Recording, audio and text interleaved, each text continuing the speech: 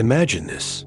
You're standing in a room full of people, laughter swirling around you, yet you feel a profound, isolating silence. It's the silence of thoughts too vast for casual conversation, of questions that begin where others end. This is the constant, quiet reality for the deep thinker. Their mind isn't merely a tool for navigation. It is a labyrinth they are compelled to explore, often at the expense of simple comfort. They don't just see a tree. They see a biological marvel, a testament to time, a symbol of growth, and a reminder of mortality, all at once. While the world sprints across the surface of experience, they are drawn irresistibly into the depths beneath it. This isn't a choice. It's a compulsion, a different kind of consciousness. But here lies the unsettling paradox. This very depth, this capacity to see the intricate threads of reality, often becomes a source of immense solitude and existential weight. Why does the gift of profound thought so frequently feel like a burden? What is the hidden engine, the psychological clockwork, that drives a mind to endlessly deconstruct, analyze, and yearn for meaning when simpler paths to happiness are readily available? They are the ones who stare into the abyss, not out of fear, but out of a haunting familiarity. This is not about intelligence, but about a fundamental orientation to existence itself.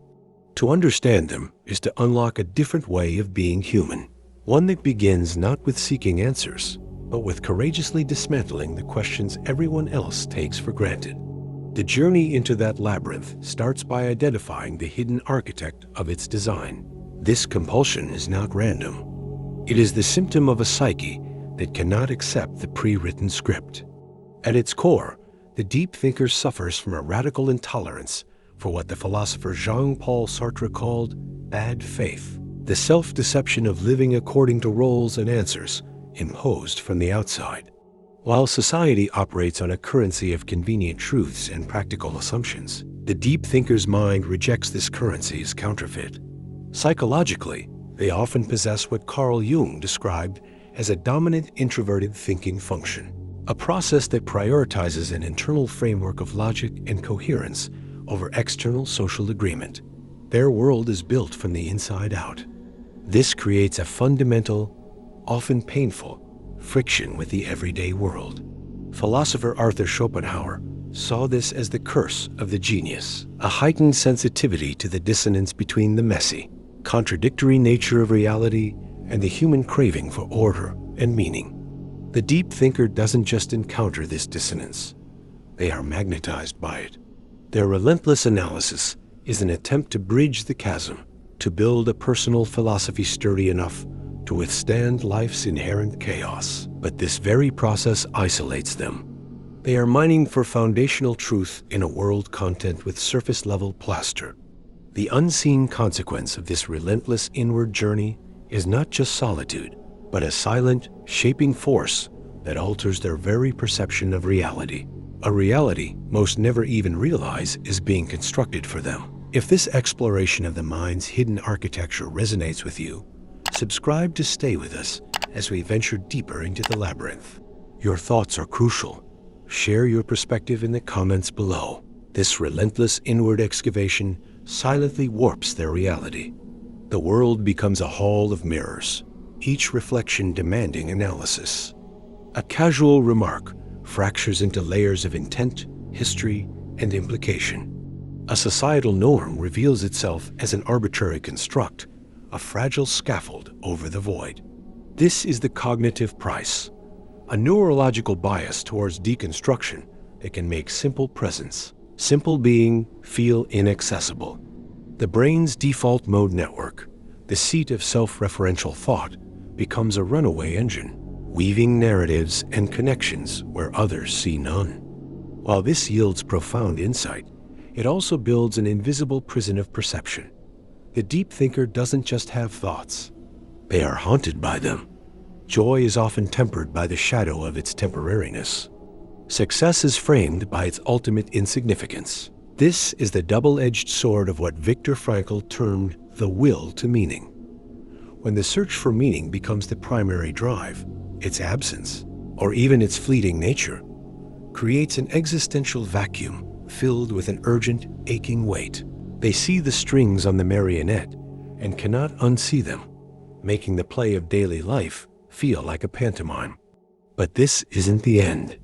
This haunting, this visceral sense of the constructed world contains within it the very seed of rebellion, a radical key most are too afraid to pick up. The rebellion does not lie in thinking less, but in thinking differently. It begins with a counterintuitive surrender, to accept that the labyrinth has no center. The philosopher Alan Watts offered a clue. The only way to make sense out of change is to plunge into it, move with it, and join the dance. The breakthrough is to shift from being the cartographer of reality to becoming a conscious participant within it. This means using your depth not just to deconstruct, but to connect. Nietzsche's concept of amor fati, the love of one's fate, is the key. It is the deliberate, active embrace of the chaos, the contradictions, and the very weight that once felt like a burden. Your analytical power is not a prison guard, but a torch. This requires a disciplined synthesis. You must channel the introverted thinker's scrutiny outward, not to judge, but to engage. Practice perceiving the raw, uninterpreted suckness of a moment, the sound of rain, the feel of bark, before your analytical engine annotates it. Choose to build meaning, not just dissect it. History's transformative thinkers, from Stoic Marcus Aurelius to existentialist Simone de Beauvoir, did not transcend their deep nature. They weaponized it to construct a self-authored life from the raw materials of existence. They turned the void into a canvas. This points toward a final, liberating truth about the source of your deepest power. The ultimate truth is this: the depth you carry was never a burden to be managed, but a profound resonance with reality's true nature. The world is layered, contradictory, and infinitely complex. Your mind is not a flawed instrument detecting ghosts. It is a finely tuned receiver, picking up a signal most have learned to ignore. The haunting you feel is not a symptom of brokenness, but the vibration of truth itself. You are not alienated from a simple world. You are intimate with a complex one. This is the paradigm shift. Your struggle was not with your own mind, but with the friction between an authentic consciousness and an inauthentic world.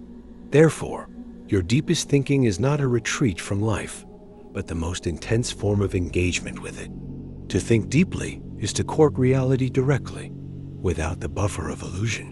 The silence you feel in a crowd is not emptiness, but the space where creation begins. Your purpose is not to solve the labyrinth, but to realize you are both the maze and the miner, the question and the quest. Now, the responsibility and the power is breathtakingly clear. You do not need to find a shallower world. You must dare to build, love, and act from the profound depth you already inhabit. The world of surfaces is a plea for someone to finally speak from the deep. Let it be you. If this final truth has shifted something within you, ensure you never miss a journey by subscribing. Let this conversation continue. Share your revelation or resolve in the comments, and let us know where your deep thinking will take you next.